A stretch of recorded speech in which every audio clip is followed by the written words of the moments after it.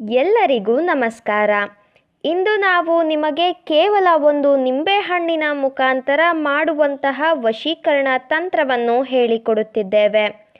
ಈ ತಂತ್ರವನ್ನು ಮಾಡುವ ಮುಖಾಂತರ ನೀವು ಇಷ್ಟಪಟ್ಟವರನ್ನು ನಿಮ್ಮ ಕೈವಶ ಮಾಡಿಕೊಳ್ಳಬಹುದು. ಈ ತಂತ್ರ ಮಾಡುವುದು ಹೇಗೆ ಎಂದು ತಿಳಿದುಕೊಳ್ಳುವ ಮೊದಲು ತಪ್ಪದೆ ನಮ್ಮ ವಿಡಿಯೋವನ್ನು ಲೈಕ್ ಮಾಡಿ.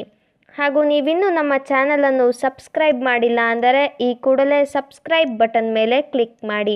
ಹಾಗೂ ಪಕ್ಕದಲ್ಲೇ ಬರೋ ಬೆಲ್ ಐಕಾನ್ ಮೇಲೆ ಕೂಡ ಕ್ಲಿಕ್ ಮಾಡಿ. ಈ ಒಂದು ತಂತ್ರವನ್ನು ಮಾಡುವುದಕ್ಕೆ ಒಂದು ನಿಂಬೆಹಣ್ಣು, ಕಪ್ಪು ದಾರ, ಕಪ್ಪು ಮಾರ್ಕರ್ ಪೆನ್, ಒಂದು ಪ್ಲೇನ್ ವೈಟ್ ಪೇಪರ್ ಹಾಗೂ ಸ್ವಲ್ಪ ಅರಿಶಿಣ ಬೇಕಾಗುತ್ತದೆ. ಮೊದಲನೆಯದಾಗಿ ನಿಂಬೆಹಣ್ಣನ್ನು 2 ಈಕ್ವಲ್ ಭಾಗಗಳನ್ನಾಗಿ ಮಾಡಿಕೊಳ್ಳಬೇಕು. ಅದಾದ ಮೇಲೆ ಪೇಪರ್ನ ಮೇಲೆ ನಿಮ್ಮ ಹೆಸರನ್ನು ಬರೆದುಕೊಳ್ಳಬೇಕು.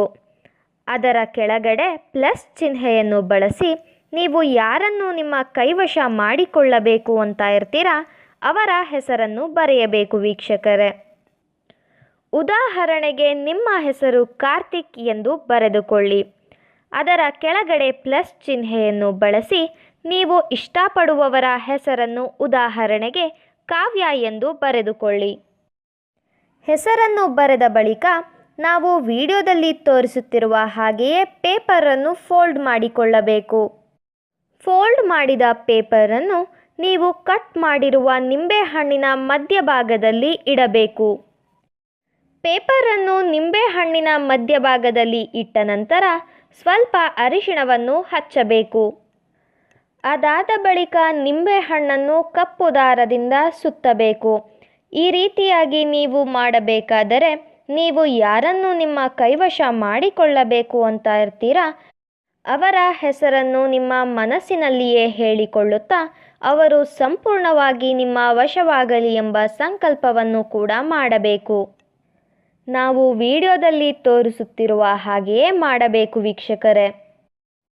ನಿಂಬೆಹಣ್ಣಿಗೆ ದಾರವನ್ನು ಸುತ್ತಿದ ಬಳಿಕ ಆ ನಿಂಬೆಹಣ್ಣನ್ನು ನಿರ್ಜನ ಪ್ರದೇಶದಲ್ಲಿ ಹೂತು ಹಾಕಿಬಿಡಬೇಕು. ಹೂತು ಹಾಕಿ ಬರುವಾಗ ಆ ನಿಂಬೆಹಣ್ಣನ್ನು ಹಿಂದಿರುಗಿ ನೋಡದೆ ಬರಬೇಕು ವೀಕ್ಷಕರೇ.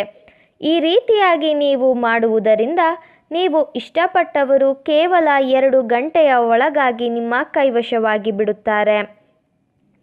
ಈ ಒಂದು ತಂತ್ರವನ್ನು ನೀವು ಬುಧವಾರದ ದಿನ ಅಥವಾ ಭಾನುವಾರದ ದಿನ ರಾತ್ರಿಯ ಸಮಯದಲ್ಲಿ ಮಾಡಬೇಕು. ಇದು ಬಹಳ ಶಕ್ತಿಶಾಲಿ ವಶೀಕರಣ ತಂತ್ರವಾಗಿದೆ. ದಯವಿಟ್ಟು ಈ ತಂತ್ರವನ್ನು ಕೆಟ್ಟದ್ದಕ್ಕೆ ಬಳಸಬೇಡಿ, ಒಳ್ಳೆಯದಕ್ಕೆ ಬಳಸಿ. ಹಾಗೂ ನೀವು ಈ ತಂತ್ರವನ್ನು ಮಾಡುವಲ್ಲಿ ಯಶಸ್ವಿಯಾಗದಿದ್ದರೆ ಸ್ಕ್ರೀನ್ ಮೇಲೆ ಡಿಸ್ಪ್ಲೇ ಆಗುತ್ತಿರುವ ನಮ್ಮ ಗುರೂಜಿ ನಂಬರ್ಗೆ ಕರೆ ಮಾಡಿ.